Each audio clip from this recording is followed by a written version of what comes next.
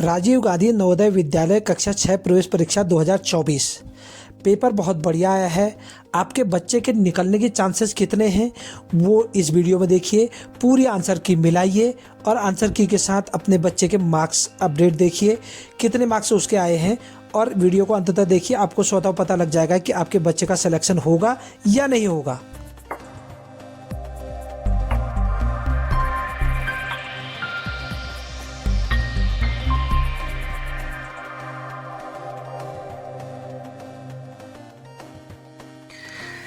Hello दोस्तों, कैसे आप सब? आप सभी को मेरा प्यार भरा नमस्कार। और आज जो हम करने जा रहे हैं वो है राजीव गांधी नवोदय विद्यालय कक्षा 6 प्रवेश परीक्षा 2024 का जो आंसर की है वो हम बनाने जा रहे हैं। तो ध्यानपूर्वक देखिए आप और मिलाइए कि आपके कितने क्वेश्चन इसमें से ठीक है करके। एकदम एक्यूरेट आंसर आपको मिलेंगे सभी क्वेश्चनों के। तो चलिए पहले क्वेश्चन की तरफ चलते हैं। हिंदी का पोर्शन है ये। प वर्ण किस वर्ग में आएगा? प वर्ण किस वर्ग में आएगा? तो प वर्ण जो होता है, जब हम क ख ग घ पढ़ते हैं, क ख ग घ ङ छ छ ज झ झ यो ट ठ ड ढ ण त थ द ध न, इस प्रकार से कोई कंठ, तालु, दंत, ये सब अलग अलग वर्ग होते हैं इनमें। तो ये आता है प प प कहने पर देखिए आपके होंठ चिपक रहे, तो ओष्ठ वाले में आएगा। तो इसका जो सही आंसर होगा वो होगा ऑप्शन नंबर डी। अगले क्वेश्चन पे चलते हैं। आम्र शब्द है, आम्र शब्द निम्न में से तत्सम है, तद्भव है, देशज है, विदेशज है? तो आम्र जो है वो तत्सम शब्द है। क्या है? तत्सम शब्द है। ये इसका सही आंसर क्या हो जाएगा? Option number A. आप मिलाते रहिएगा, सभी सेट में क्वेश्चन जो होते हैं समान होते हैं। अगला क्वेश्चन देखते हैं। वर्णों के उच्चारण समूह को कहते हैं। वर्ण यानी कि क ख ग घ अंगो, ये सब वर्ण हुए। तो इनके जो उच्चारण समूह, जो इनका समूह होता है पूरा ग्रुप क से ज्ञ तक का, उसको कहते हैं वर्णमाला। तो इसका सही आंसर हो जाएगा ऑप्शन नंबर ए। अगला चौथा क्वेश्चन देखते हैं। किसी शब्द के पहले जोड़ने वाले शब्दांश को क्या कहते हैं? जो भी शब्द किसी शब्द के, जो भी अक्षर या शब्द किसी शब्द के पहले जोड़ता है। आपने हिंदी में प्रत्यय और उपसर्ग पढ़े होंगे। तो प्रत्यय जो होता है पीछे जोड़ता है, उपसर्ग जो है आगे जोड़ता है। तो इसका सही आंसर क्या हो जाएगा? ऑप्शन नंबर बी, उपसर्ग हो जाएगा। अगला आता है। पवन का संधि विच्छेद है। पवन का संधि विच्छेद है। तो पवन का जो संधि विच्छेद होता है वो होता है पो प्लस अन। क्या होता है? पो प्लस अन। तो पो प्लस अन जो है पवन का संधि विच्छेद हो जाएगा। अगले क्वेश्चन की तरफ चलते हैं। थोड़ा तेजी के साथ चलेंगे, अदरवाइज 100 क्वेश्चन कवर करने हैं, वीडियो काफ़ी लंबी हो जाएगी। त वर्ण का उच्चारण स्थान क्या है? जो त वर्ण है उसका उच्चारण स्थान क्या है? कंठ है, तालु है, या दंत है, या ओष्ठ है? तो इसका जो सही उच्चारण स्थान है वह है दांतों के द्वारा, जीभ जो है दांतों पर टकराती है, तो दंत होता है इसका। ठीक है ना। अगला आता है। हिंदी में विस्मयादिबोधक, यानी कि अंग्रेजी में जिसको आप कहते हैं एक्सक्लामेटरी, विस्मयादिबोधक चिन्ह लिखा जाता है। तो कैसे लिखा जाता है? तो उसका ये चिन्ह होता है ऊपर एक डंडा जैसा और उसके नीचे बिंदा। ये विस्मयादिबोधक होता है, यानी कि ऑप्शन नंबर ए इसका करेक्ट आंसर होगा क्वेश्चन नंबर 7 का। अगला आ जाते हैं क्वेश्चन नंबर 8 पर।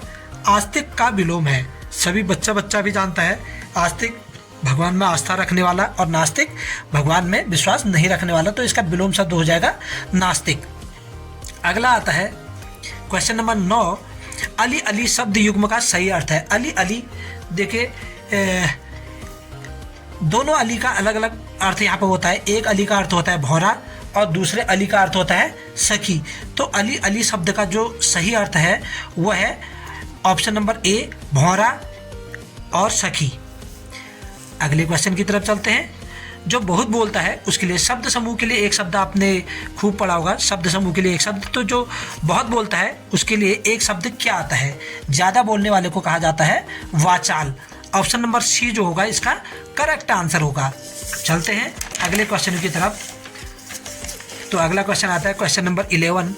बहुब्रीय समाज का उदाहरण है। बहुब्रीय समाज, देखिए इसमें मैं आपको बाकी सब बताऊं वैसे भी पहचानने का। माता पिता, पिता पुत्र, भाई बहन, ये सब द्वंद्व समाज टाइप के हैं, बीच में डैश लगा हुआ है। तो बहुब्रीय समाज जो होगा वो होगा लंबोदर में। लंबा है उदर जिसका, अर्थात इसका जिसका अर्थ निकलता हो उसको बहुब्रीहि समाज कहते हैं। लंबा है उधर जिसका, अर्थात शिव जी ना। नहीं गणेश जी।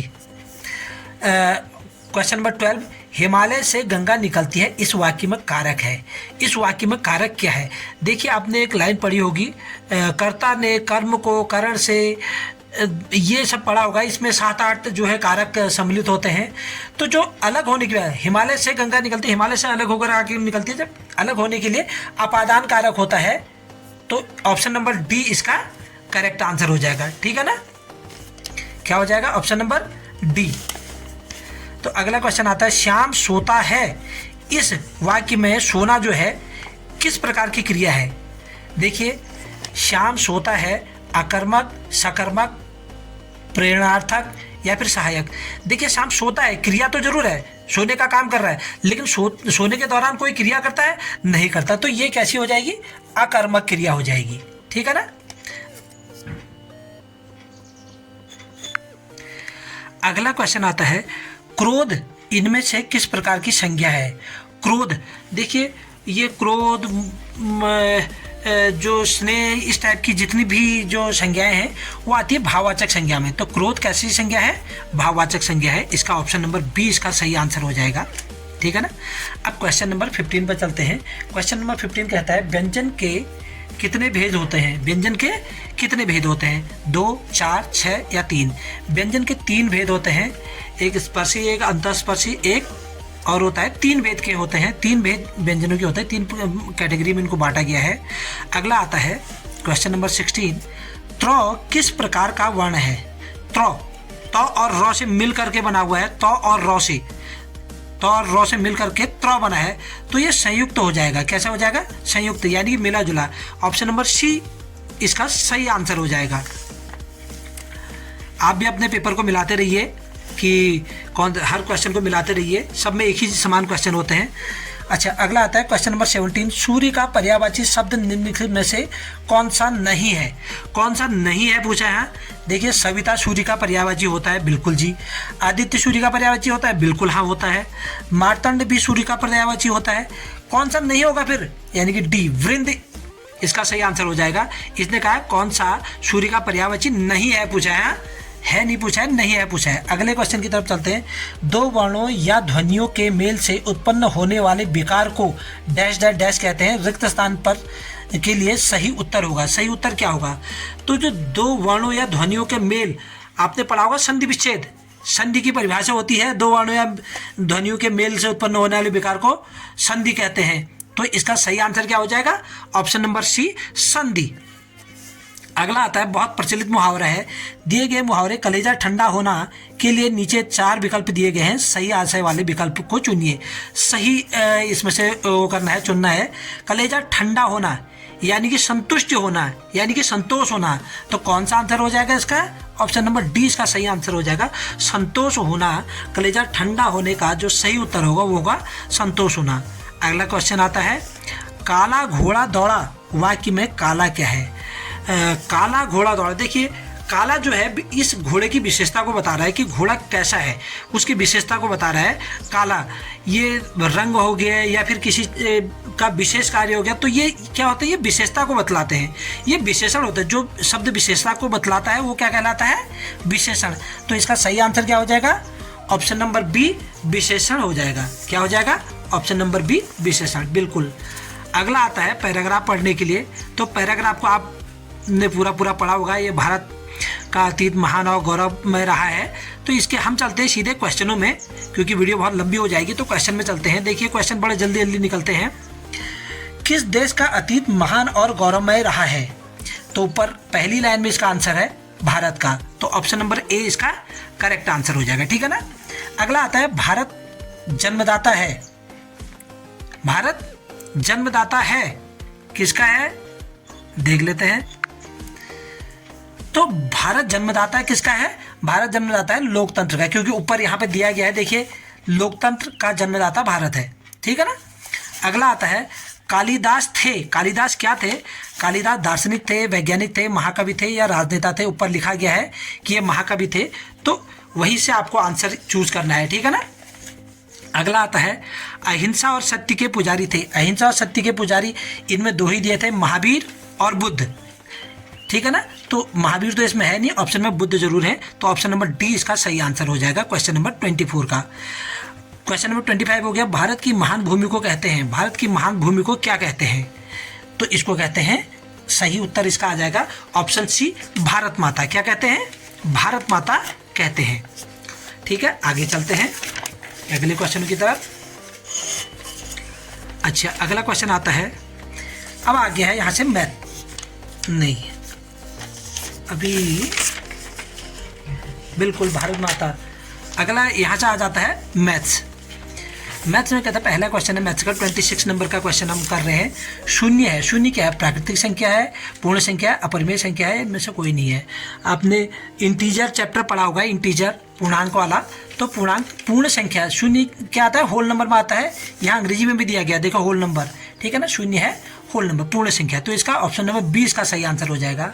क्वेश्चन नंबर 27 कहता है, उन सभी अभाज्य संख्याओं जो 17 से बड़ी नहीं है का योगफल हुआ। 17 से बड़ी नहीं है का मतलब कौन कौन सी हो सकती है? फटाफट यहाँ पे ही देख लेते हैं। 17 से छोटी देखो 13 हो सकती है, 11 हो सकती है, और 7 हो सकती है, 5 हो सकता है, फिर 3 हो सकता है, और 2 हो सकता है। इन सबको जोड़े तो 13, 11, 24, 7, 31, 36, 36 में 3, 39 और 2, 41। तो ऑप्शन नंबर सी इसका करेक्ट आंसर हो जाएगा 41। ठीक है ना।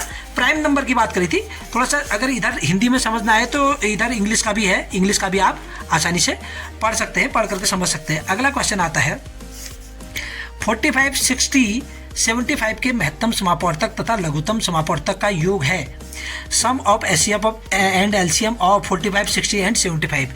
तो इसका सबसे पहले तो हमने एलसीएम निकालना है, ठीक है ना, और फिर निकालना है एचसीएफ, दोनों निकालने हैं। एलसीएम आ जाता है इसका 900 और एचसीएफ आ जाता है इसका 15।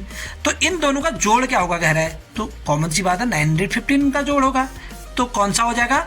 ऑप्शन नंबर सी इसका करेक्ट आंसर हो जाएगा। देखिए, आपको साथ साथ हम सॉल्व करके भी दिखा रहे हैं, मैथ्स के सारे क्वेश्चनों को आपको सॉल्व करके जरूर दिखाएंगे, और जो है ध्यानपूर्वक अपने पेपर को मिलाते रहिए। कितने नंबर आपके आ रहे हैं, लास्ट में हम इस पर भी डिस्कस करेंगे कि कितने नंबर पर पासिंग हो सकते हैं बच्चे। स्टार एक पूर्ण संख्या है को व्यक्त करता है, निम्न गणितीय संक्रिया में स्टार का मान होगा। ये एक क्वेश्चन दे रखा है, ऐसे क्वेश्चन आप 5th क्लास में अक्सर पढ़ते हैं। तो यहाँ पर और यहाँ पर एक जैसी संख्या आनी है, तो इनमें से एक एक को हमने देखे, आप ऐसा भी कर सकते हैं, इनमें से 7 को रख के देख लीजिए यहाँ पे, फिर इसको मल्टीप्लाई करके देख लीजिए, यहाँ पर यह आना चाहिए। तो हमने इसको ट्राई किया, हमने रखा 5, ठीक है ना, तो 8, 7, 5, 5 इंटू 5, ठीक है ना। तो इसको जब मल्टीप्लाई करते हैं 5 5 जा 25, ठीक है ना, 5 5 जा 25 और 2 कैरी 7, 5 7 जा 35, 2 कैरी 37, और 5 8 जा 40, 40 में 3 कैरी 43। देखिए हमारा आंसर बिल्कुल आंसर के साथ मैच कर रहा है। तो हमने 5 रखा है यहाँ पे, तो इसमें से जो सही विकल्प होगा वो क्या होगा? इसका ऑप्शन नंबर डी होगा, इसका 5 इसका करेक्ट आंसर होगा। ठीक है, अब चलते हैं अगले क्वेश्चन की तरफ। क्वेश्चन नंबर 30, इंग्लिश और हिंदी दोनों को आप देखते जाएं, और वीडियो अगर आपको सही लगे तो उसको लाइक ज़रूर करें, और साथ में अपने अन्य दोस्तों के साथ शेयर भी ज़रूर करें। और जो भी बच्चों ने नवोदय का ये राजीव नवोदय का पेपर दिया है उनके साथ इसको शेयर ज़रूर करें, जिससे कि वो लोग भी अपनी आंसर की इससे मिला सकें। ठीक है ना। XLIV प्लस LXI, इसका मान कितना होगा? XLIV का मान हो जाएगा 49, ठीक है ना, प्लस LXI का मान हो जाएगा 61। तो इनको अगर जोड़ें तो ये हो जाएगा 9 और 10, 6 4 10 और 1 11, 110। अब 110 को क्या लिखा जाता है भाई? 110 को लिखा जाता है CX रोमन में, तो CX इसका करेक्ट आंसर हो जाएगा। ठीक है ना। उम्मीद करता हूँ कि आपको समझ में भी अच्छे तरीके से आ रहा होगा। और आगे चलते हैं क्वेश्चन नंबर 31 की तरफ। -20 डिग्री सेल्सियस तथा 100 डिग्री सेल्सियस का अंतर कितना होगा? इन दोनों को घटाना है, तो घटाना है difference of -20 and 100 degree Celsius is. तो आप इसको दोनों में से किसी भी तरीके से घटाएंगे तो आंसर इसका 120 आएगा। देखिए -20 आपने आगे से लिख लिया, और -100 ऐसे भी घटा सकते हैं, या फिर पीछे वाले को आगे रखते हैं 100। दोनों का अंतर कहाँ है? अंतर कहने की बात होती है बड़ा नंबर आगे और छोटा नंबर पीछे। अंतर की जब दोनों के बीच के अंतर की बात आती है तो बड़ा नंबर आगे हो जाता है और छोटा नंबर पीछे हो जाता है, ठीक है ना। तो 100 आगे आ जाएगा और -20 डिग्री ऑलरेडी है, इसने कहा इनका अंतर एक माइनस आप अपनी तरफ से लगाएंगे। आप जानते हैं माइनस माइनस क्या हो जाता है, प्लस हो जाता है। तो ये क्या हो जाएगा 100 + 20, तो क्या हो जाएगा 120। तो इसका करेक्ट आंसर क्या हो जाएगा दोस्तों, आपको खुद ही पता लग गया होगा, ऑप्शन नंबर डी इसका करेक्ट आंसर हो जाएगा, ठीक है ना। प्रत्येक क्वेश्चन को देखो आपको सॉल्व करके भी दिखा रहे हैं। स्मृति कथक नृत्य की कक्षाओं के लिए प्रत्येक सप्ताह मंगलवार, बृहस्पतिवार तथा शनिवार को जाती है। यदि उसकी प्रत्येक कक्षा 50 मिनट की होती है तो वह 3 सप्ताह में कितने समय का कथक सीखती है। बिल्कुल ठीक, बहुत अच्छा क्वेश्चन है। देखिए हफ्ते में कितने दिन जाती है, मंगल, बृहस्पति, शनि, केवल 3 दिन जाती है, ठीक है ना। और प्रतिदिन उसकी क्लास कितनी की होती है, 50 मिनट की। तो कितना हो जाएगा 300, 3 5 जा 15। तो एक सप्ताह में कितनी गई यार, इतना। एक सप्ताह में कितना गई, इतना मिनट, ठीक है ना, इतने मिनट। अब देखो वह 3 सप्ताह तक जाती है, तो 3 सप्ताह तक जाती है, इसको 3 से और गुणा कर दो, 3 0 जा 0, 15 3 जा,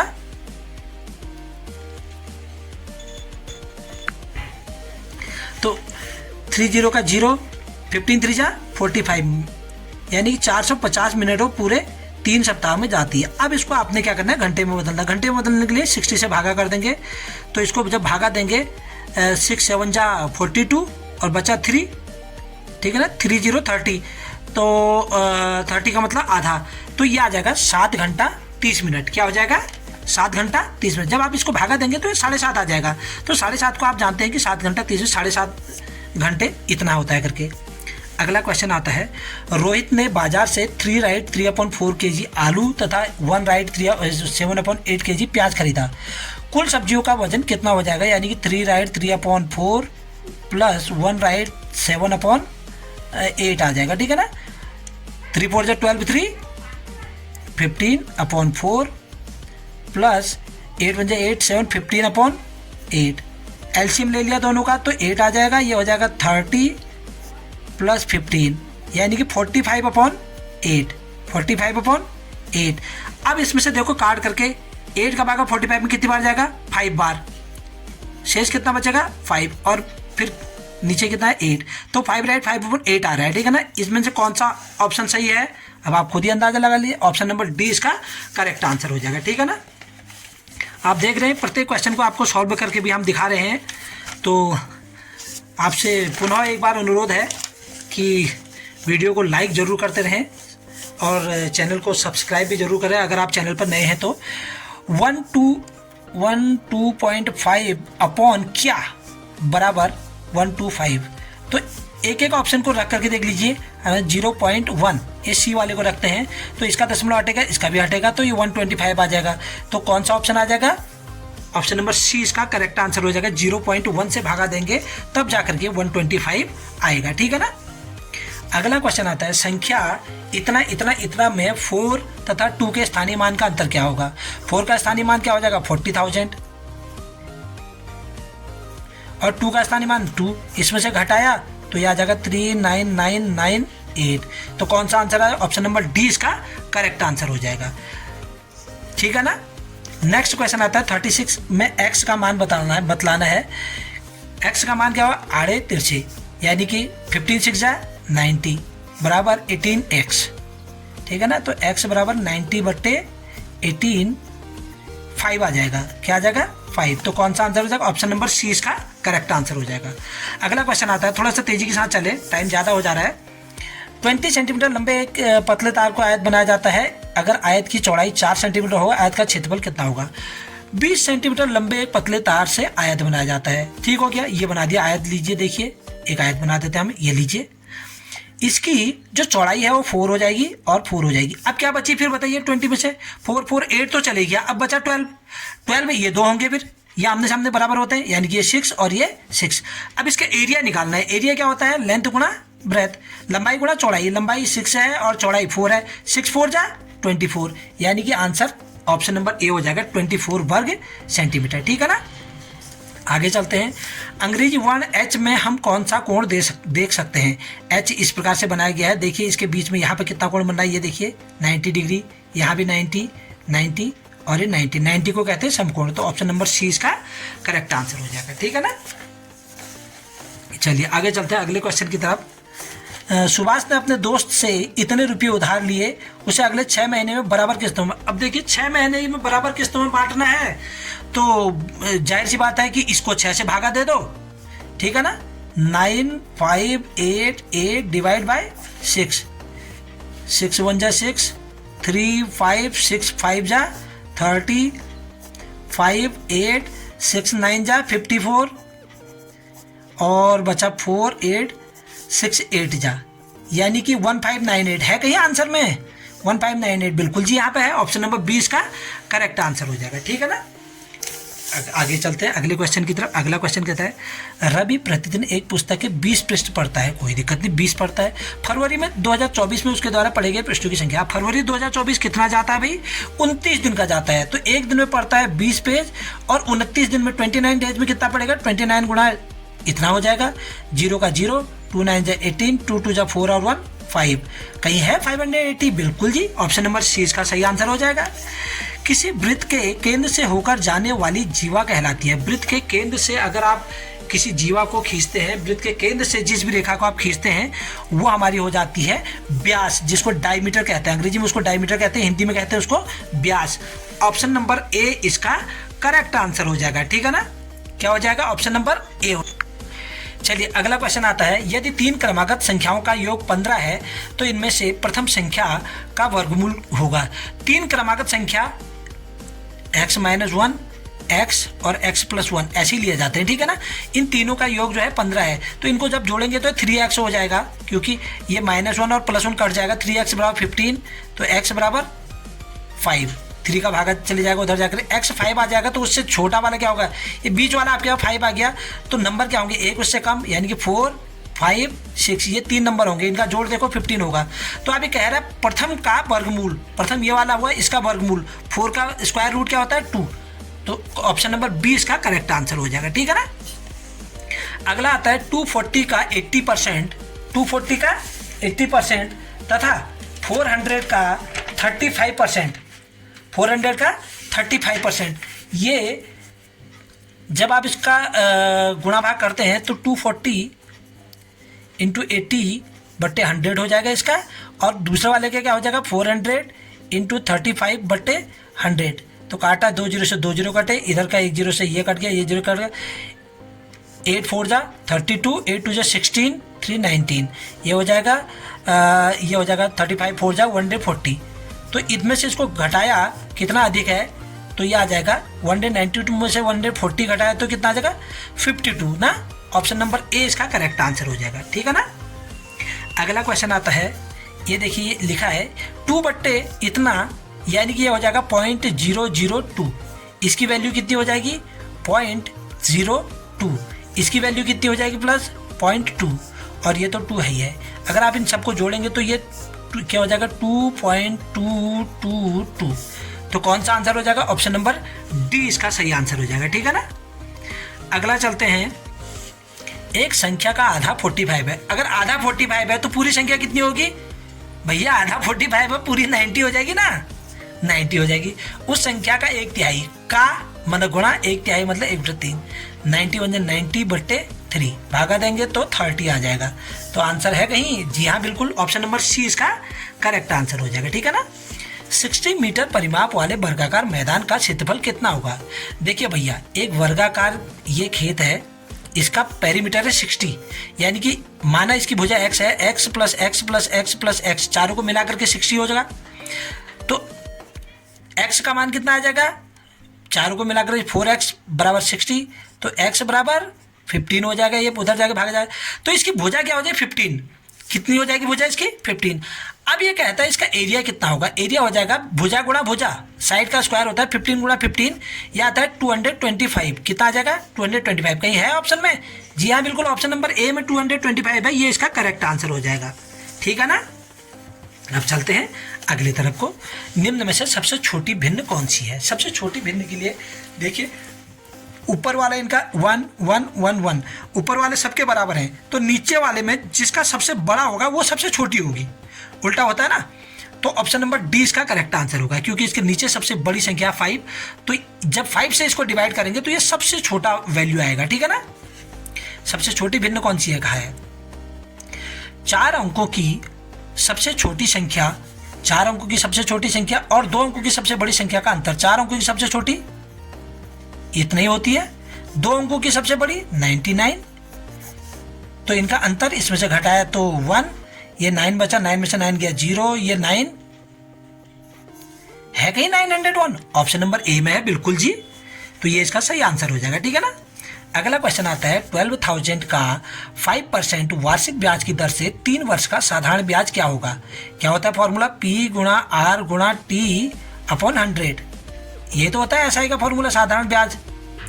तो P आपका 12,000 गुणा R 5 गुणा T 3/100, 2 0 से 2 0 कट जाएंगे, तो ये हो जाएगा, देखिए 1 0 ये आ गया, ये 0 का 0 रखा, 5 3 15, 15 12 बजा 180, यानी कि 1800 है कहीं आंसर। जी हाँ, ए आंसर है, तो ये इसका करेक्ट आंसर हो जाएगा। आगे चलते हैं, एक त्रिभुज के कोण 1:2:3 में है, तो कोणों का अनुपात जब दिया होता है तो क्या करते हैं, इसको x से मल्टीप्लाई कर देते हैं, 1x रेशियो 2x और रेशियो 3x। सब कोणों का जोड़ 180 होता है, तो इन तीनों को जोड़ देंगे तो बराबर हो जाएगा 180, यानी कि 6x बराबर 180 डिग्री, x बराबर 180 डिग्री बट्टे 6 यानी कि 30 डिग्री। तो भैया कौन सा आंसर हो जाएगा, है कहीं यहाँ, बिल्कुल ऑप्शन नंबर सी है 30 डिग्री, तो ये इसका करेक्ट आंसर हो जाएगा, ठीक है ना। तो दोस्तों इस वीडियो में हमने 50 क्वेश्चन सॉल्व कर लिए हैं। वीडियो काफ़ी लंबी हो जा रही है, इसलिए नेक्स्ट 50 क्वेश्चन अगले वीडियो में हम जो है कवर करेंगे, और दूसरा वीडियो भी तुरंत इसके बाद बहुत जल्द आ जाएगा। अभी इसको अपलोड करते करते दूसरी वीडियो जब तक बनती है तो उसके बाद वो भी तुरंत अपलोड हो जाएगी। तो इसी प्रकार की अच्छी वीडियो और ज्ञानप्रद वीडियो इस चैनल पर समय समय पर आती रहती हैं, तो इसके लिए चैनल को सब्सक्राइब जरूर कर लीजिएगा, बेल आइकन भी दबा लीजिएगा, जिससे कि समय पर आपके पास तक नोटिफिकेशन पहुंच जाए। तो तब तक के लिए लेते हैं आपसे विदा। ओके, बाय बाय, जय हिंद, जय भारत।